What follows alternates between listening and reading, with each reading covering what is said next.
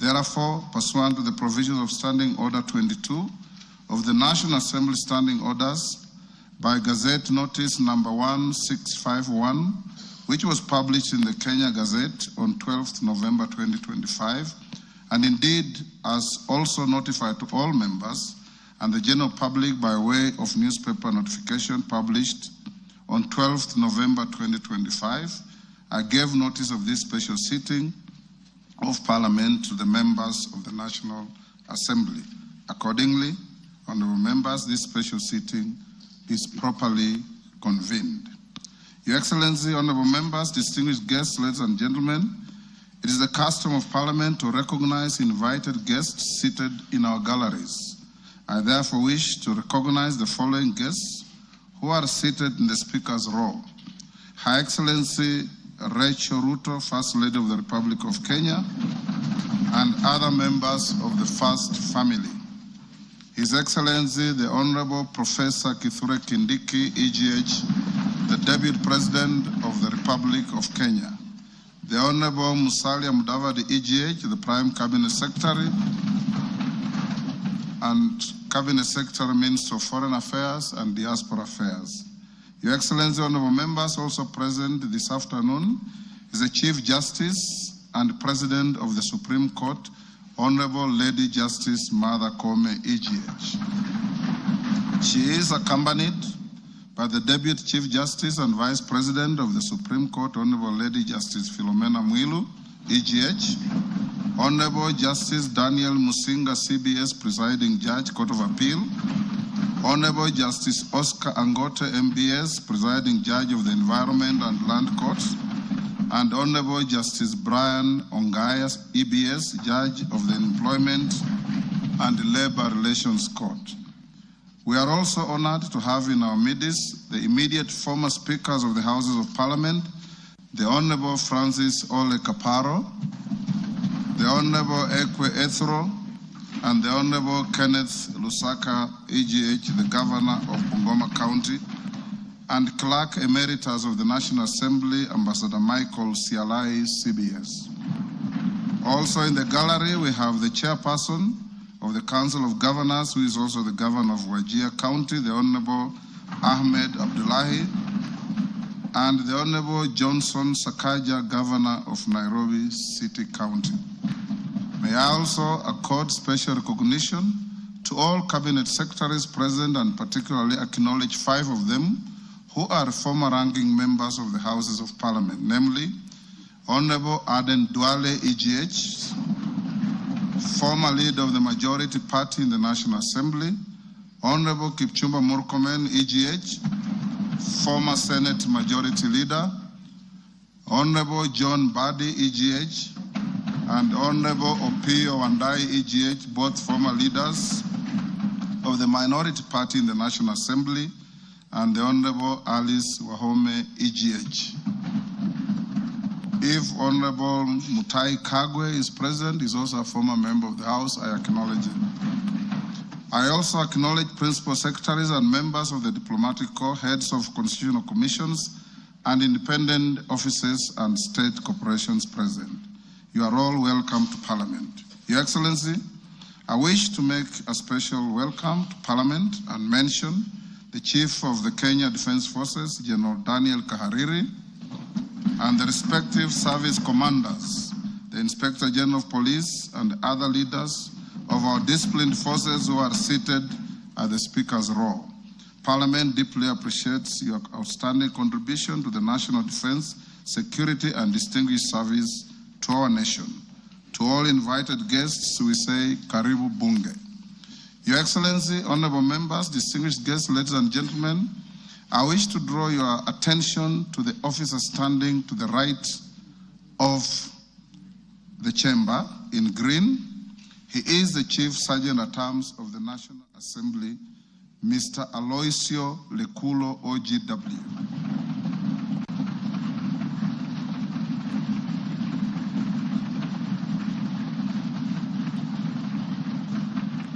Your Excellency, this special mention of this gallant son of Kenya is for the reason that he comes from the smallest community in our nation, the El Molo community, a community which, according to our last census, numbers just about 500.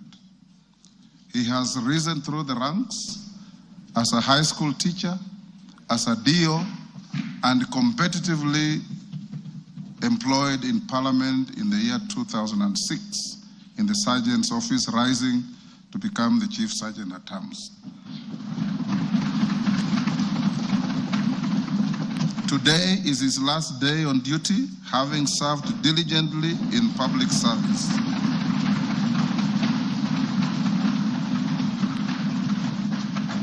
The National Assembly had a special session where we paid tribute to him and we thank him for the distinguished service he has rendered to the nation and wish him well.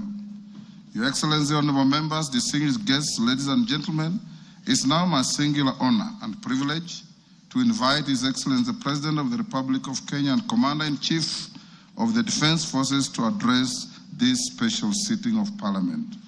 Your Excellency, you're most welcome.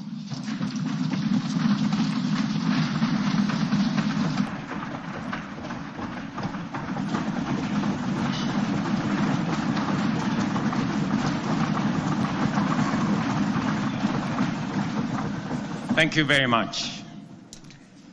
The Honorable Speakers of the National Assembly and Senate, the Honorable Members of the National Assembly and Senate, the Chief Justice and the leadership of the Judiciary, Cabinet Secretaries, Your Excellencies, distinguished guests, fellow citizens, ladies and gentlemen. 2 years ago, when I delivered my first State of the Nation address, I had a vision to sell. Today, I have a story to tell. A story written not in the quiet offices or the comfort of boardrooms, but out in the blazing sun of our farms, in the dust of construction sites where our affordable homes now rise, and in the grit of our community health workers, doctors, medical professionals who refuse to surrender in the quest for universal health coverage.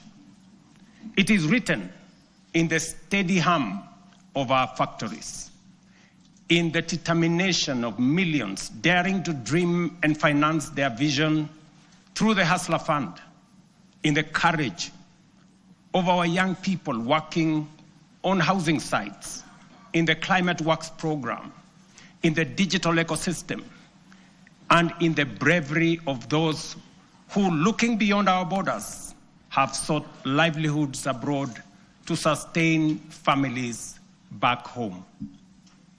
A story of sacrifice, a story of sweat, a story of progress that has not come easy. It is a story you can see in the numbers, feel in the homes, and trace in the lives transformed across our republic. A story whose facts are available for all to examine, except perhaps for the cynical who have no facts. Today, the evidence is clear, evidence of promises made and promises kept. In just 3 years, we have built not monuments of words, but foundations of progress. And yet, even with these achievements, I am convinced that this is only but the beginning. Mr. Speaker, honorable members, as I prepared this address, I reflected deeply on the long road we have traveled as a nation. 62 years shaped by struggle, sacrifice, hardship, triumph, and milestones that have affirmed our spirit. From that reflection came one undeniable truth. We have made commendable progress, but Kenya still punches way below its true weight. This nation has the talent, the resources, and the spirit not just to improve, but to leap and to make the transition from a developing country to a developed one within our lifetime.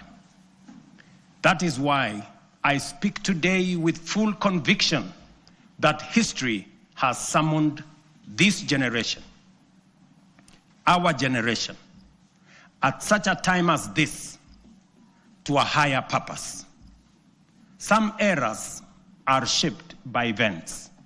Others are defined by the decisions a nation makes. And today, Kenya is called to make such a decision, to finish the journey our forebears began, and finally turn our long-held potential into lived reality. To do this, we must cast off the prevailing mindset of being content with the average. We must step beyond the comfort of the familiar and the ordinary and reach with courage, clarity, and conviction for nothing less than excellence and greatness.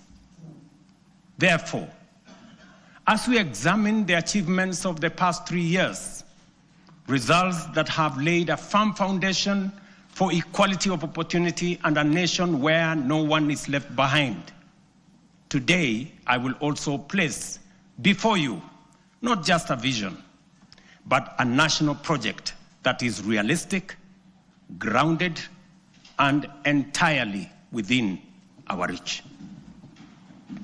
A vision not just to grow, but to transform. A roadmap not merely to move forward, but to rise. To rise from developing to developed.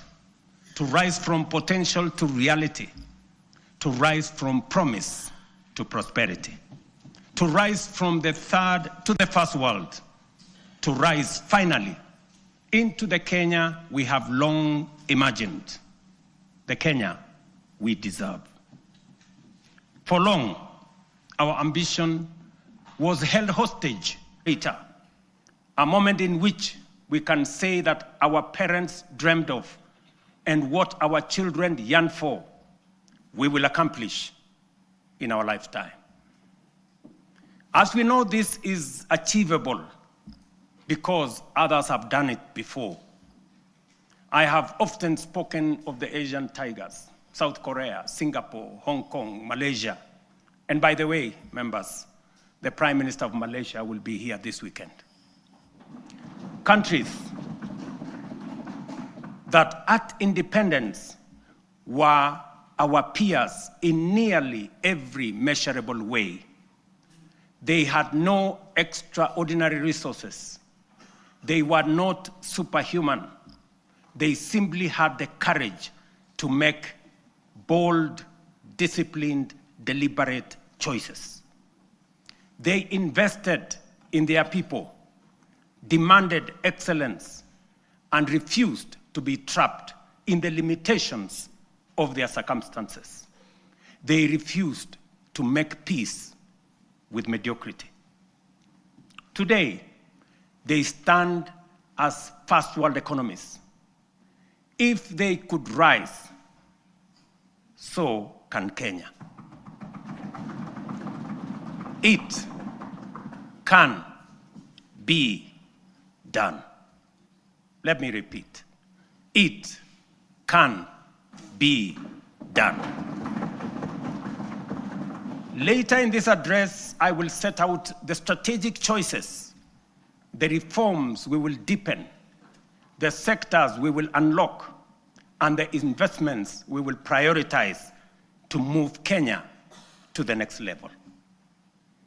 I say all this not as a personal badge of honor, but as a recognition of what we have achieved together, the Kenyan people, the leadership in all arms of government, and across all political formations.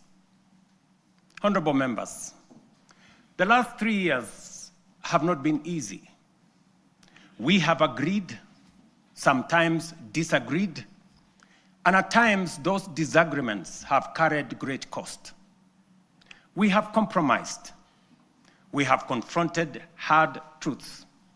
And we have endured storms none of us invited. But we all take comfort that it has not been for nothing, for this is how far we have come. At a time like this, in 2022, Kenya was in distress. Inflation had soared almost to double digits. A fuel shortage threatened to paralyze our economy as oil marketers struggled to access dollars. The shilling was in free fall. Foreign reserves had hit historic lows. Debt service consumed more than half of our revenues. Confidence, both local and foreign, had waned. International analysts warned that it was no longer a question of if, but when Kenya would default. Within that context, we acted. We restored fiscal discipline. We eliminated wasteful subsidies. We rationalized public expenditure. We strengthened revenue collection and placed our economy on a path of recovery and sustainability. Inflation, which stood at 9.6% in 2022, has steadily declined to 4.6% as of last month, bringing much needed relief to households. The shilling, once in perilous downward spiral, has stabilized at 129 to the dollar for nearly 2 years, a direct consequence of prudent monetary policy and disciplined fiscal management. Our successful Eurobond redemption signaled to the world that Kenya honors its obligations. 3 years ago, Kenya was ranked the 8th largest economy in Africa with a GDP of $115 billion US. Today, our GDP has increased to $136 billion, moving us up to become the 6th largest economy on the continent, according to IMF. This steep rise, ladies and gentlemen, is not accidental.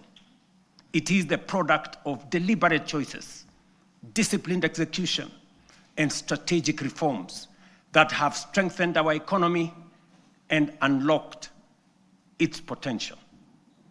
Our foreign reserves have surpassed US dollars 12 billion, the highest in independent Kenya. This has restored certainty, cushioned our economy from external shocks, and restored investor confidence. International markets have taken note. Just this week, 14 of the world's leading financial institutions, including Citigroup, JP Morgan, Standard Chartered, and Goldman Sachs, projected that Kenya's economy will expand by between 5 and 5.8% in 2026. This confidence is anchored in solid fundamentals: lower credit costs, rising exports, improved household spending driven by low inflation, and a broadly stable macroeconomic environment. Standard & Poor's has upgraded Kenya's sovereign credit rating from B- to a firm B, our first upward revision in many years, signaling renewed international confidence. This upgrade lowers our risk profile, attracts more investment, and reduces borrowing costs for both government and the private sector. Fellow citizens, our foreign direct investment has more than tripled from US dollars 463, or about 60 billion shillings in 2021, to US dollars 1.5 billion, almost 195 billion Kenya shillings in 2024. In the last 36 months, over 300 new businesses, including 500 foreign companies, have registered and set up shop in Kenya, reflecting renewed confidence and improved ease of doing business. The Nairobi Securities Exchange has recorded a powerful resurgence, now recognized as one of the best performing emerging markets globally. Since January 2025, investor wealth has grown by over 1 trillion shillings, driven by a broad share price rally that has reestablished the Nairobi Securities Exchange as a premier asset class. The NSE is on track for its strongest performance in over a decade, building on last year's remarkable gains. This renewed vibrancy is a clear vote of confidence in Kenya's direction and in the reforms we have undertaken. In short, Mr. Speaker, honorable members, the world's most respected economic assessors and market sentiment are affirming that what we already know, that our economy is strengthening, our prospects are brightening, and confidence in Kenya is rising. Our critics, the high priests of eternal pessimism, who criticize without responsibility and tear down without offering alternatives, will want you to believe that our economy is going in the wrong direction. But while everyone may speak their mind, and that is the beauty of our democracy, no one is entitled to manufacture self-serving falsehoods and traffic them as facts. And facts are exactly what I present here today: clear, verifiable, and indisputable. Mr. Speaker, one of the greatest contributors to the high cost of living is the cost of food. Kenyans in 2022 marched with empty sufurias, a stark symbol of frustration and unbearable cost of basic commodities. From the very outset, we made an intentional and strategic decision to subsidize production and not consumption.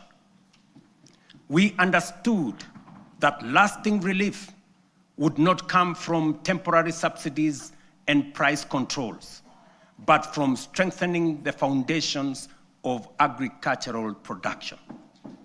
We also recognized that agriculture is not merely another sector of our economy. It is the lifeline of our nation. If we were to secure households, stabilize prices, create jobs, expand industry, and spur exports, agriculture had to be the fulcrum of our transformational agenda. To organize the sector and improve service delivery, we launched an integrated digital platform to register farmers. In 2022, fewer than 300,000 farmers were on record. Today, over 7.1 million farmers are registered on the Kenya Integrated Agricultural Management Information System, giving us visibility to design scientific targeted interventions and eliminate extortionists, getaway brokers, and drive out cartels and middlemen. This has enabled us to implement the fertilizer subsidy program at scale. To date, over 21 million bags of affordable fertilizer have been distributed, reducing the price by nearly 2/3 and saving farmers Kenya shillings 105 billion so far. This year alone, we delivered 7 million bags of fertilizer and 35 million kilos of certified seed. And next year in 2026, we plan to distribute 12.5 million bags across all the 1,450 wards, ensuring every farmer has access to affordable inputs. The impact has been phenomenal. Productivity in all our agricultural sectors has gone up. National maize harvests have risen from 44 million bags in 2022 to 67 million bags in 2024, setting the stage for a historic harvest this year of 70 million bags. The results are visible in markets and homes. The price of a 2-kilogram packet of flour has fallen from what it was 250 in 2022 to as low as 130 today. For millions of households, this is meaningful daily relief. The transformation across our value chains is equally compelling. Tea production has grown, with earnings rising from Kenya shillings 138 billion in 2022 to Kenya shillings 215 billion in 2024, a 56% increase. The coffee sector, once on the brink of collapse, is roaring back. Nearly 50,000 seedlings have been distributed. Earnings have risen from an average of Kenya shillings 70 per kilo to now between 120 and 150 shillings per kilo. We are on track to increase exports from 48,000 metric tons to 60,000 metric tons this year, and projected to reach 150 million tons in 3 years' time. Edible oils acreage under production expanded by 90% between 2022 and April 2025, cutting the edible oil import bill by 17 billion in 1 year. By 2027, we aim to halve this bill, saving Kenya nearly 60 billion in foreign exchange. Cotton production has nearly tripled. Cashew nut yields have grown following the distribution of 900,000 seedlings, and so has coconut output after the provision of 1 million seedlings. The sugar sector, long troubled, is now stabilizing. Area under cane is up by 200,000 acres. Production has surged 76% to over 815,000 metric tons. Imports are down 70%. To secure this process, we have leased Nzoia, Muhoroni, Soni, and Chemelil factories to competent private sector operators. Our livestock value chain is rising. Leather exports are up 56% to Kenya shillings 2.5 billion. Local shoe production now exceeds 11 million pairs, and meat exports have grown 45% to 12.5 billion. In dairy, milk production has surged to 5.3 billion liters, while exports have nearly doubled to 9.4 billion. Dairy farmers' support has enhanced with the installation of 230 new milk coolers. Nearly 8 million animals have been vaccinated, and Kevevapi has produced a record 94 million vaccine doses, which are used locally and also exported to our neighbors in the region. We have reduced the cost of semen from 8,000 shillings per dose to 1,000 for our dairy farmers. The outcome of these reforms is unmistakable. We have enhanced food security, raised farmer incomes, driven agro-industrialization, and expanded Kenya's export footprint. This is the transformation we promised, now unfolding across our nation, fulfilling the national values and principles of governance, particularly sustainable development, as required under Article 10 of our Constitution. It is in accordance with this constitutional duty that I report to this House today. Mr. Speaker, honorable members, let me now turn to healthcare, the foundation of human dignity and the heartbeat of every nation that chooses compassion over neglect. Over the last 3 years, we have undertaken the most ambitious transformation of health systems since independence. Reforms rooted in equity, powered by innovation, and guided by a simple conviction that every Kenyan, wherever they live and whatever their means, deserves equal care. 27 million Kenyans are now registered in SHA, more than triple the number ever reached by the former NHIF. This is a demonstration that leaving no one behind was and is not a slogan. It is a promise on course to fulfillment. Additionally, more than 10,000 health facilities across the country have signed in to serve under this new system. But honorable members, real health care begins long before patients reach a hospital. That is why in September 2023, we deployed 107,000 community health promoters, the largest primary health workforce in our history, trained, equipped, and present in every ward in all our 47 counties. Their impact has been extraordinary. Consider 3 statistics. 8.9 million households have so far been visited.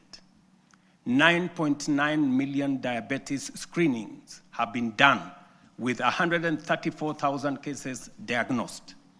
6.5 million hypertension screenings have been conducted with 305,000 cases confirmed. Millions of lives have been touched and thousands saved. This is what equity looks like. This is the meaning of universal health care. This is leaving no Kenyan behind indeed. Behind these numbers stand the community health promoters, quiet, devoted, tireless, heroes of this new era. Today, we honor them. We thank them. To them, we say Kenya is healthier because of you. Mr. Speaker, when I promised that those unable to pay would be supported by government under UHC, the cynics scoffed as usual. Today, we are paying premiums for 2.3 million vulnerable Kenyans, including orphans, widows, the elderly, and those without income, because for them, healthcare is not a privilege. And I must commend members of this august House who have stepped in to support vulnerable families in this gesture. We are also modernizing hospital equipment through the National Equipment Service Project, replacing the old MES model that burdened counties with heavy upfront costs. Under the new fee-for-service system, private partners install, maintain, and run state-of-the-art equipment, and public facilities pay only when they use them. We have overhauled KEMSA to end the chronic crisis of drug shortages, raising medicine availability from 48% to 68%, and to a projected 90% by the end of this year and 100% by March next year. This is more than healthcare reform. It is a long-deferred promise finally taking shape. A Kenya where every citizen can face tomorrow with confidence, knowing their nation will stand with them in their hour of need. It fulfills our national values of dignity and equity as stated in Article 10 of the Constitution. In the same spirit, the government is strengthening financial protection for Kenyans under cancer treatment. Social Health Authority will enhance the cancer benefits package from the current 550,000 shillings to Kenya shillings 800,000, effective December 1. This enhancement responds to the rising cost of sustained cancer care and ensures that patients can access quality, uninterrupted treatment without facing financial hardship. Mr. Speaker, honorable members, when I assumed office, our education sector was in distress with a strained CBC transition, a chronic teacher deficit, universities on the edge of insolvency, and overstretched infrastructure. We moved quickly to restore education as the great equalizer. Through the student-centered funding model, scholarships and loans now follow need and merit, placing the learner at the center. Nearly 500,000 students have already benefited from this model. We then tackled the teacher crisis head-on. We have hired, as you all know, 76,000 teachers, with 24,000 more to be brought in by January next year. That will translate to 100,000 teachers in 3 years, an achievement unmatched in the history of our country. Together with the national government CDF, we have delivered 23,000 new classrooms and 1,600 laboratories are under construction, easing congestion and giving CBC the dignified facilities it requires. TVET has become the engine of practical skills.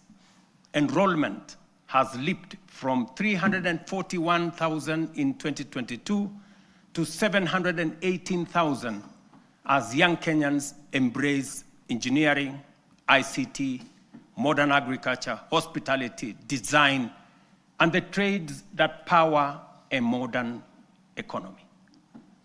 In strengthening education at every level, we are giving life to the national values in Article 10, especially equity, human dignity, and sustainable development, ensuring every child has a fair chance to rise. Mr. Speaker, honorable members, 3 years ago when we said we would deliver affordable housing, the cynics dismissed it. They said it was fantasy. When they realized we were serious, they called it impossible. And when we broke ground across the country, they suggested that these projects would stall. Today, those doubts have given way to a very different question from Kenyans everywhere. How do I own one of these units? That is now the question. Across the country, we are delivering the most extensive housing rollout in Kenya's history. 230,000 affordable homes. And we meet student needs. 178,000 beds have been packaged for universities, TVETs, KMTCs, with 74,000 already under construction, transforming a sector where fewer than 10% once had decent accommodation. Additionally, 270 modern markets are taking shape nationwide, providing vital spaces for women and MSMEs, with another 175 underway, expanding the backbone of local commerce. And through the Nairobi River Regeneration Program, 44,000 young people are restoring the river corridor and preparing sites for 10,000 social homes along the renewed riverfront. The program, the housing program, including markets and hostels, has created over 428,000 jobs. Jobs that include architects, engineers, plumbers, electricians, carpenters, masons, steel workers, transporters, and thousands of MSMEs in fittings, fabrication, and interior design work. At peak next year, it will employ at least 1 million Kenyans. Honorable members, this program is far more than housing. It is a national empowerment engine, creating jobs, formalizing the informal sector, revitalizing micro, small, and medium enterprises, restoring our environment, and building resilient communities. It advances equity, dignity, and sustainable development, the very values anchored in Article 10 of our Constitution. Mr. Speaker, honorable members, allow me to turn to a sector that carries the hopes of nearly every Kenyan family, our micro, small, and medium enterprises. MSMEs are the backbone of our economy, the engine room of innovation, and the daily hustle of more than 15 million Kenyans. For decades, access to affordable credit trapped millions in frustration. Without collateral, there was no loans. For the millions blacklisted, every door of opportunity was shut. And when banks refused to take a chance, their dreams simply stalled. As promised, we broke that cycle.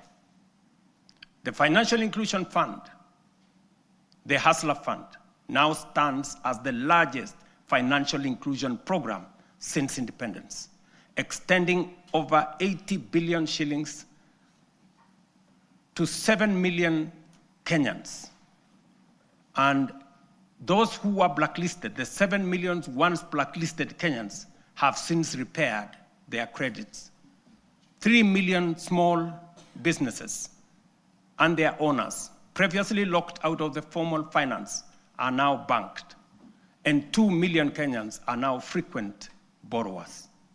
Today, through the Hustler Fund Bridge Facility, 800,000 entrepreneurs are accessing up to 150,000 shillings each without collateral to expand and grow their businesses. But honorable members, credit alone is not enough. Many young people do not lack ideas, they lack opportunity. That is why we launched Nyota, the National Youth Opportunities and Transformation Agenda, one of the most ambitious youth empowerment programs in our history.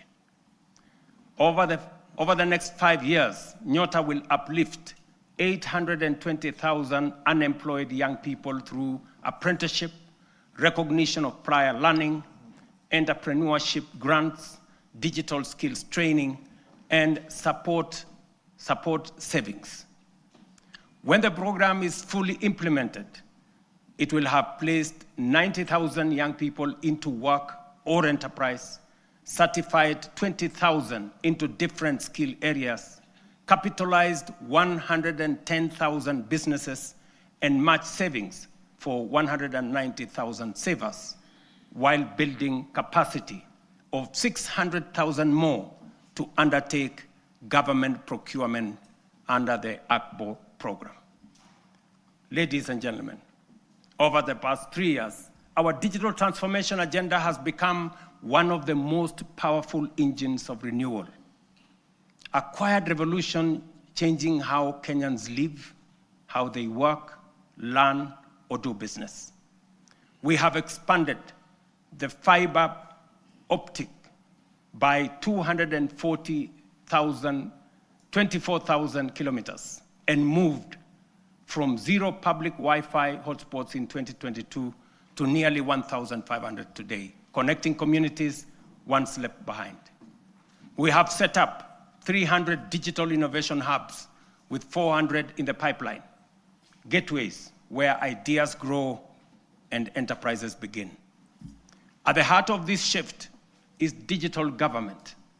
From less than 400 services on eCitizen to 22,500, we have delivered one of the fastest digital migration in the world. Access is easier, efficiency higher, leakages sealed, and corruption pushed out. And as our young people are driving it, nearly 2 million have been trained in digital skills, and 300,000 now earn a living online through Ajira, Jitume, and our expanding business process outsourcing sector.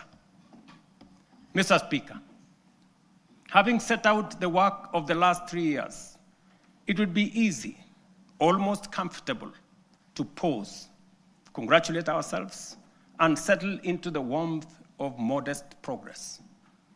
But comfort is how nations stall.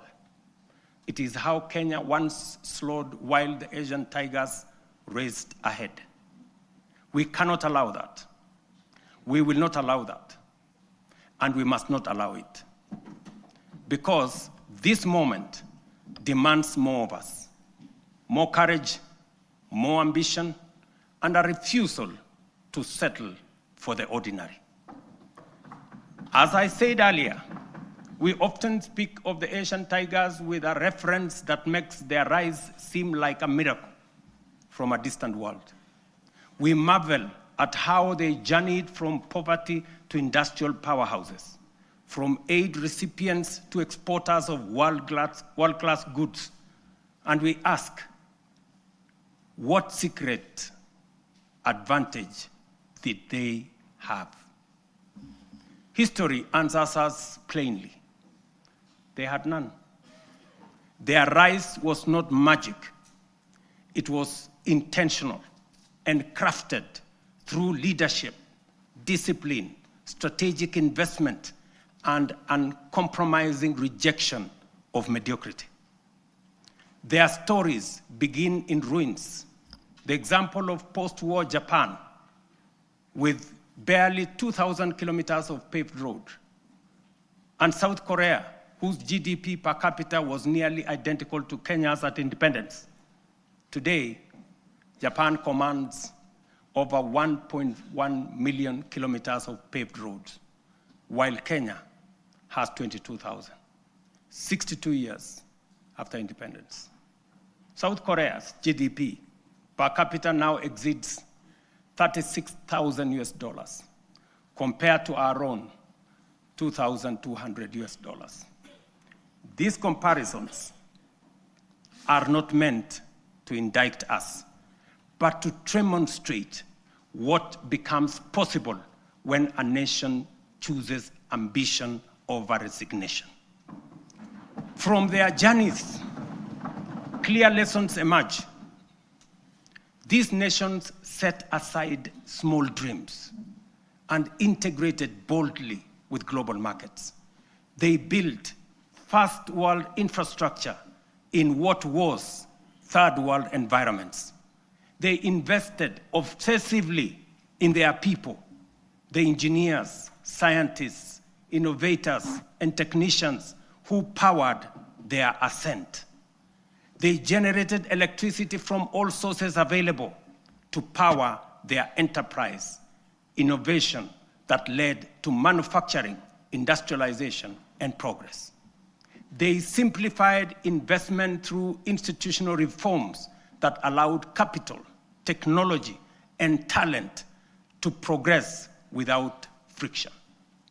They prioritized production by planning their industries long before those industries emerged. Critically, they nurtured ecosystems of relentless innovation, giving rise to global giants like Samsung, Hyundai, Toyota, and Sony, companies that began modestly and grew to define modern history. The task before us, therefore, is unmistakably clear. If Kenya is to grow at scale, we must raise our ambition. It is for this reason, Mr. Speaker and honorable members, that under my leadership, we are raising the bar of national ambition. And that is why I am today submitting a roadmap to take Kenya to the next level. We are committing to undertake a minimum of 4 major national priorities whose rationale I shall explain. First, we must invest relentlessly in our people, in their education, skills development, scientific training, and innovation capacity. We have already set the foundation through the major reforms in the education sector. We have increased the education budget from 490 billion in 2021 to over 700 billion this year, which has facilitated better infrastructure in our education system, more teachers and trainers, and enhanced funding for our colleges and universities.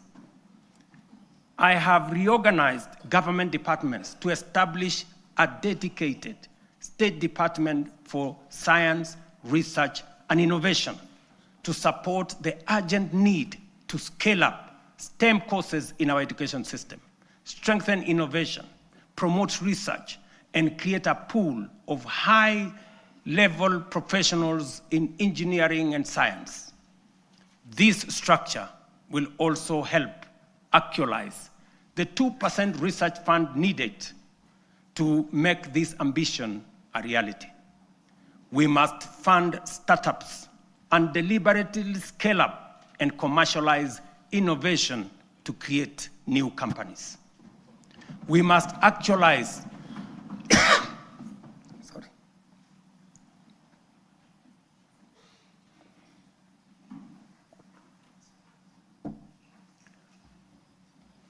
We must actualize the National Research Fund, moving from the current 0.8% of GDP to 2% of GDP.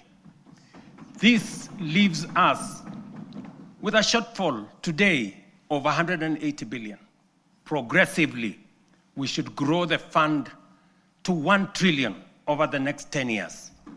We will mobilize domestic public resources, private investment, venture capital, and other private sector financing to drive this effort, because no nation rises above the abilities of its citizens.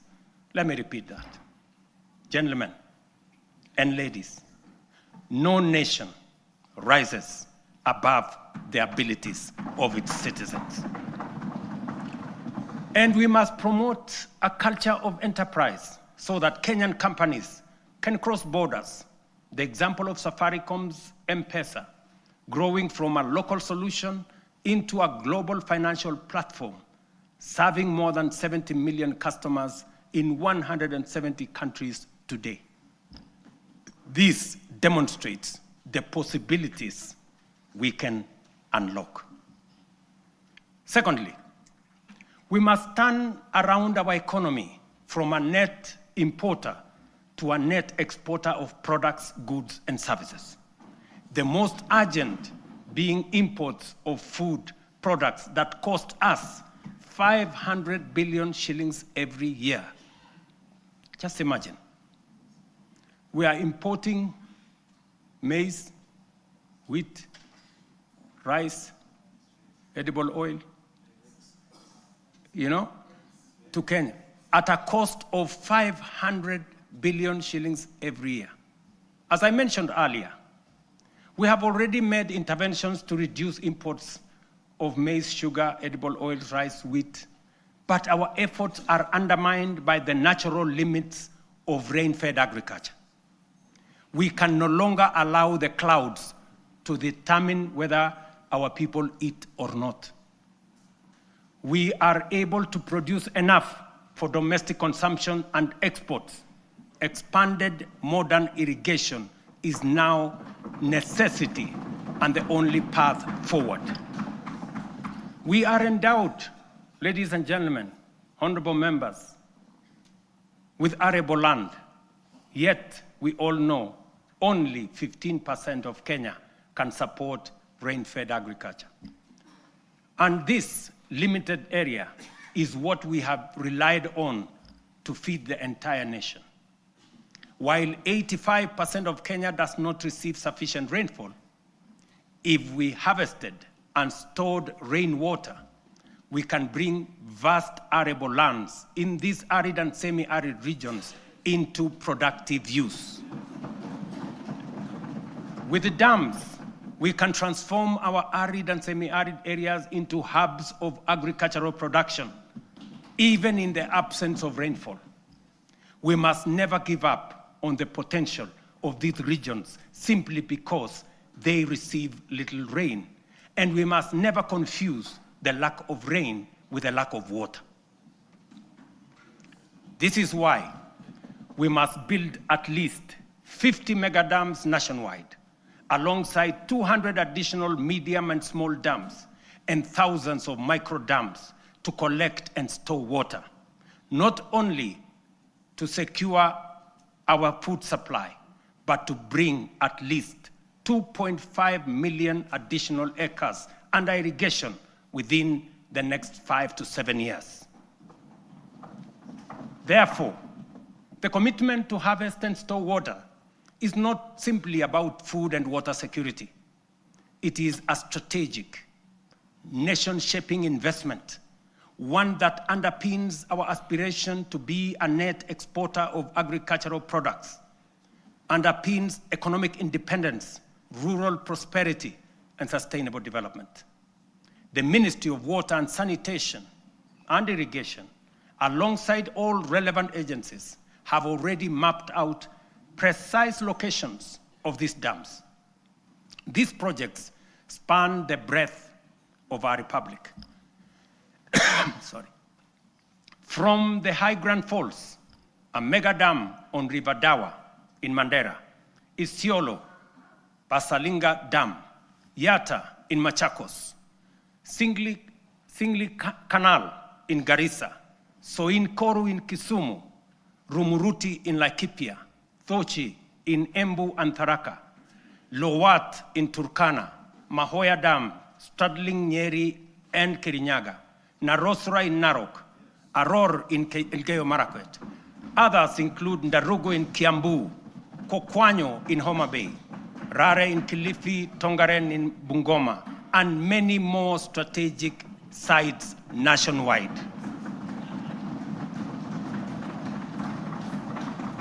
Mr. Speaker, expanded irrigation will also supply the volumes, consistency, and quality of raw materials required for our next economic frontier, which is agro-industrialization. Irrigation will produce the raw materials, and our SEZs, EPZs, and county aggregation and industrial parks will convert them into high-value products for national, regional, and global markets. Honorable members, energy is the lifeblood of any modern economy. No nation has developed without abundant, reliable, and affordable power.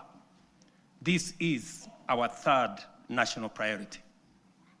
Although we have an installed capacity of 3,300 megawatts, the intermittence of solar and wind means our farm capacity is only 2,300 megawatts, far below what the Kenya of the present, let alone tomorrow, will require. To drive domestic electrification, industrial manufacturing, e-mobility, green industrialization, digital expansion, and a technology-enabled future, we must dramatically expand power generation.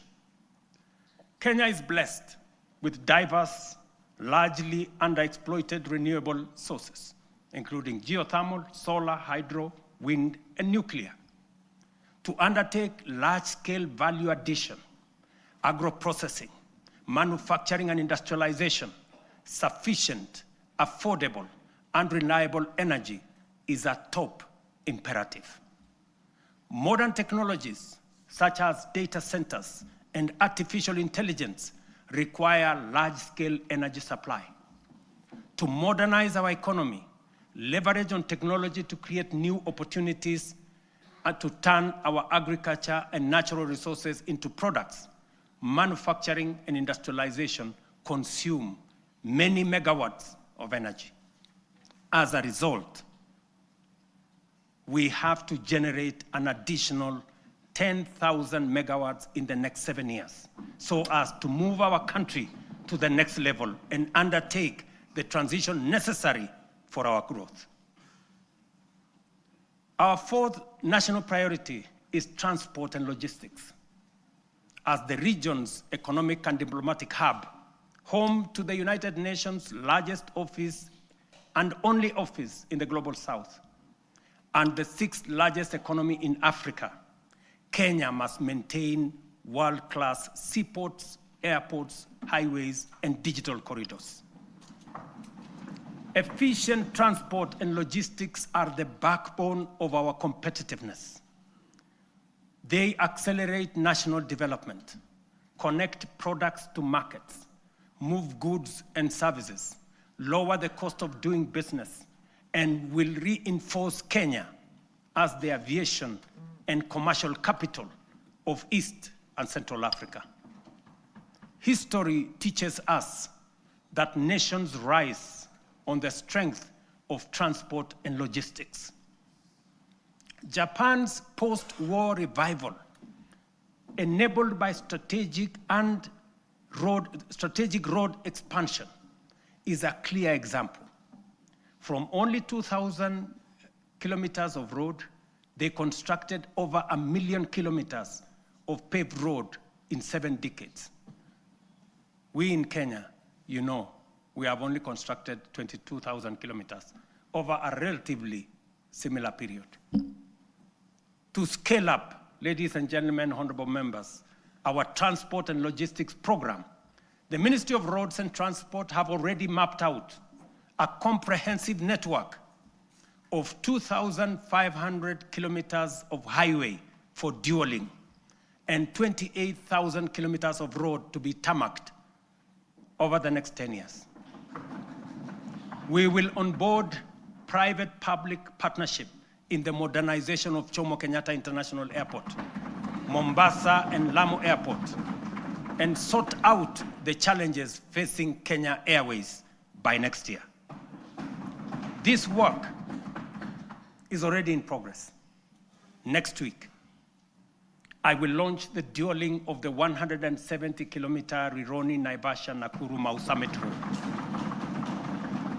On the same day, I will break ground on the dualing of the 58-kilometer Rironi-Mai-Mahiu-Naivasha Road. The gridlock that paralyzes these roads every day, especially on weekends and holidays, will soon, by God's grace, be a thing of the past.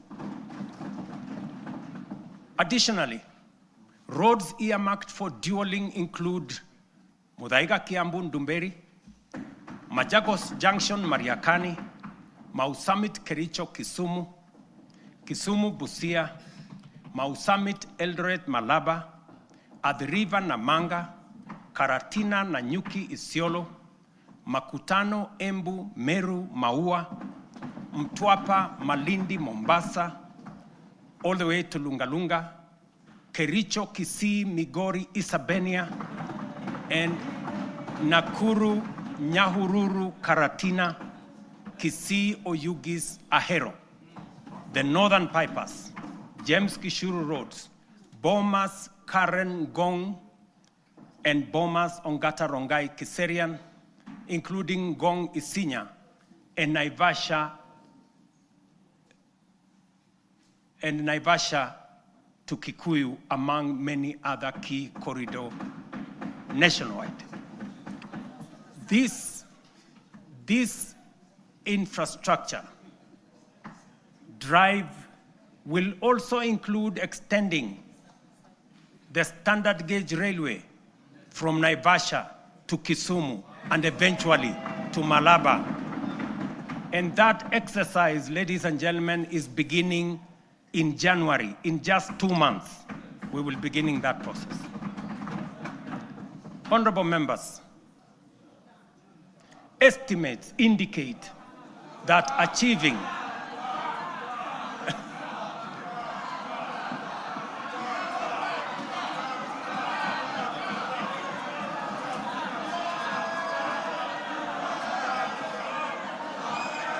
Honorable members. Honorable members. Honorable members.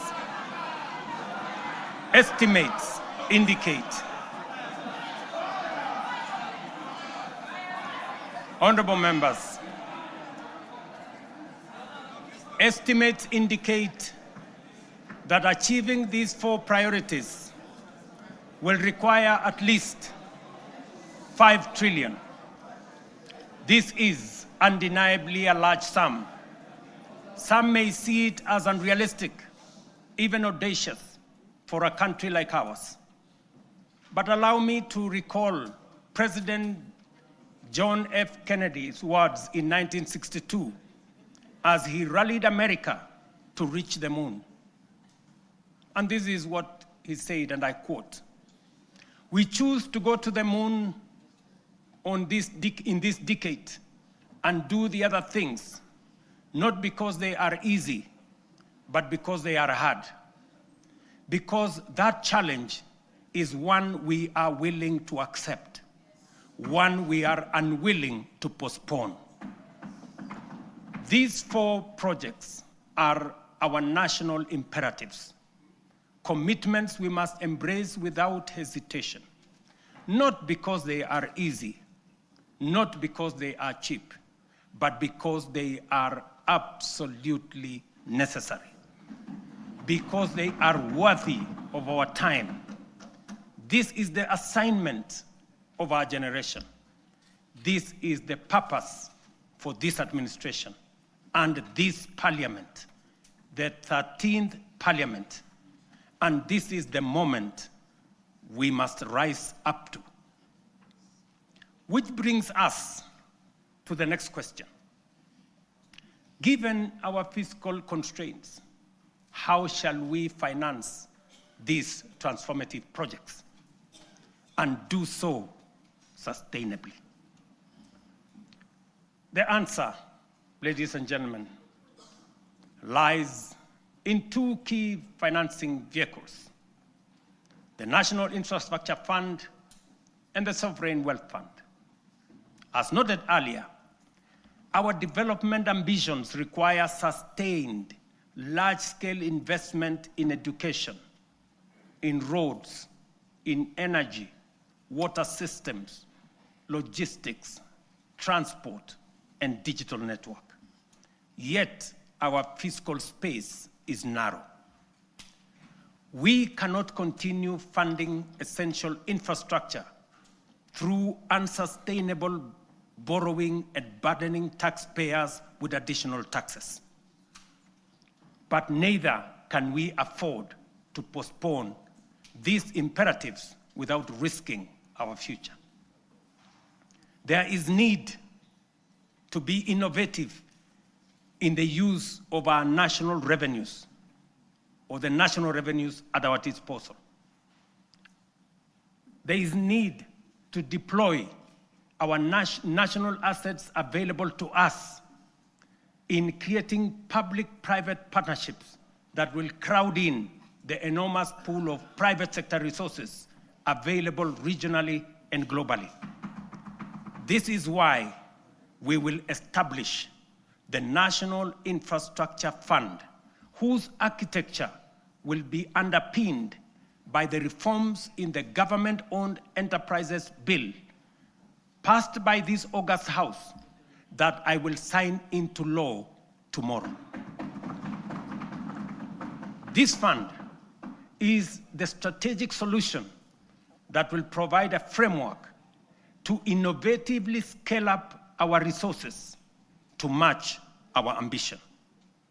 It will fulfill our manifesto commitment to rebuild Kenya's infrastructure while reducing reliance on tax and debt. We will do this by using budgeted resources prudently and introducing a financing architecture that leverages capital markets, diversifies ownership through unlocking of national assets through privatization, and use PPP frameworks to channel private capital into public priorities. For decades, Kenya has privatized major public assets, from Kenya Airways to Kengen, from Kenya Re to Safaricom. Yet, we cannot point to enduring national assets built from privatization proceeds because the funds were absorbed into budgets and spent. The National Infrastructure Fund will break this cycle. All proceeds from privatization will be ring-fenced, preserved, and reinvested into new infrastructure and wealth-creating assets. When ownership shifts to the private sector for efficiency, the benefits to the public will not diminish, they will multiply. For every shilling invested from privatization proceeds, we aim to attract 10 shillings from long-term investors drawn from pension funds, sovereign partners, private equity, and development finance institutions. This multiplier will allow us to build critical infrastructure without adding to tax or debt burden. This model is proven. Australia's Future Fund, Singapore's Temasek, and UAE's Mubadala demonstrate that commercially run public investment funds can grow national wealth and deliver transformative infrastructure. The National Infrastructure Fund is therefore more than a financing tool. It is a generational strategy, preserving value, mobilizing capital, accelerating delivery, and ensuring Kenya becomes stronger, wealthier, and more competitive.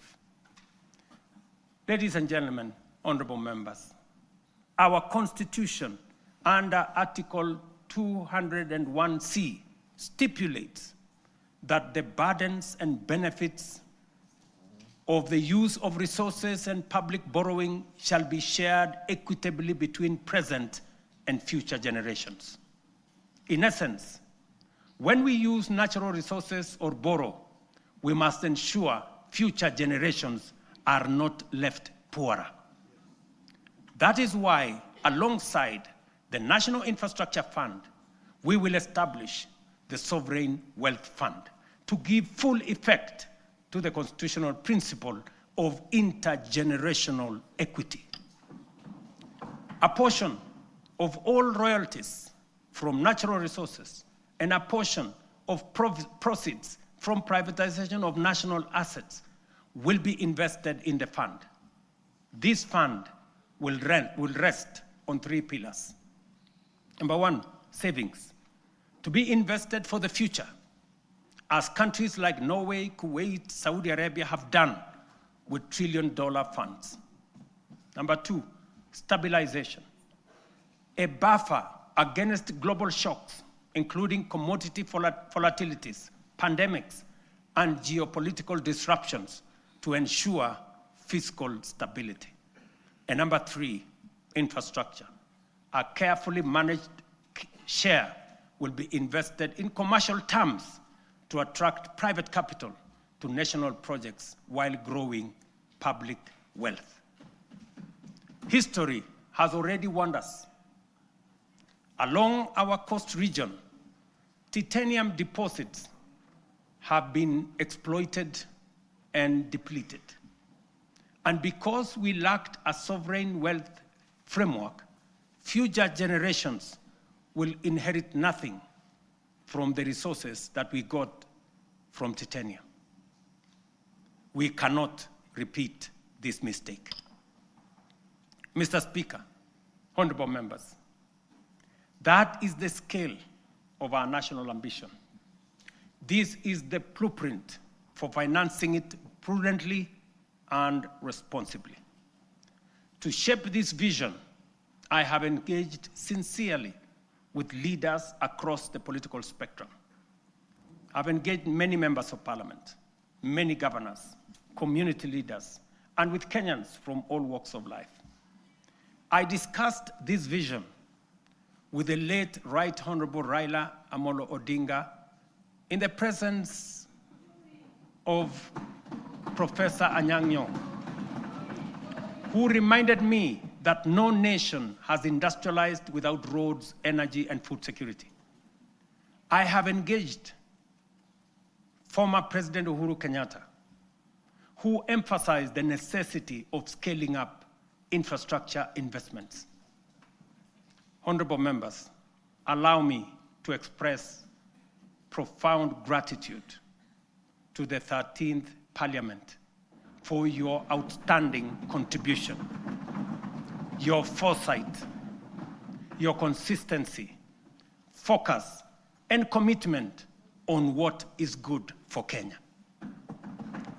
The progress made in the last 3 years would not have been possible without your legislative agility, principled oversight, and commitment to national interest. When the history of this generation is written, this House, the 13th Parliament, will occupy a full and proud chapter. Your decisions are recorded not only in debates or statutes, but in the lives lived, progress of every Kenyan that has been achieved. For this, I extend my deepest gratitude and appreciation. I also extend heartfelt thanks to hard-working Kenyans who have diligently fulfilled their civic duty to the nation, giving life to the constitutional values of equity, social justice, and sustainable development. You Kenyans have shouldered the weight of nation building. Future generations will feel the impact of your sacrifice, and they will honor you as the generation that helped change the trajectory of our republic. As I conclude, I reiterate that those of us in leadership must bear in mind one critical lesson. Leaders are not ultimately judged by the vision they carry, or the statements they make, or the mantra they repeat. They are judged by the actions they take, the values they generate, the difference they make, and the impact they leave in the lives of the people.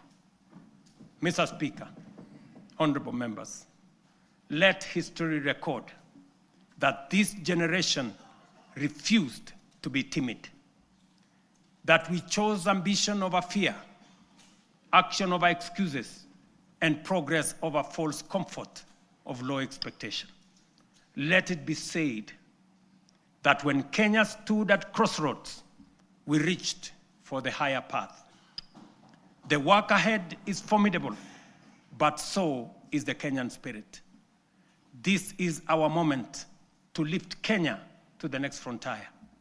This is our moment to shape a nation worthy of its promise.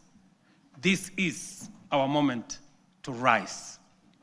Honorable members, it is now my pleasure to submit to Parliament the following 3 reports as required by the Constitution. Number 1, reports on all measures taken and progress achieved in the realization of the national values as I have espoused. Number 2, report on progress made in fulfilling the international obligations of the Republic. And number 3, the report of the state of security of the country. Now, therefore, I hand over the reports to the Speaker of the Senate and the Speaker of the National Assembly, and I thank you for your attention.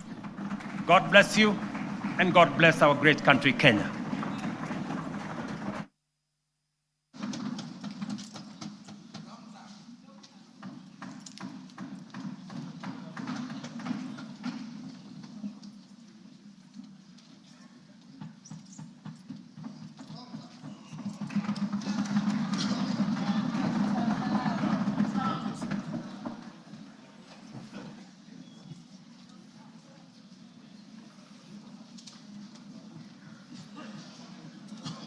Honorable members, let us be upstanding.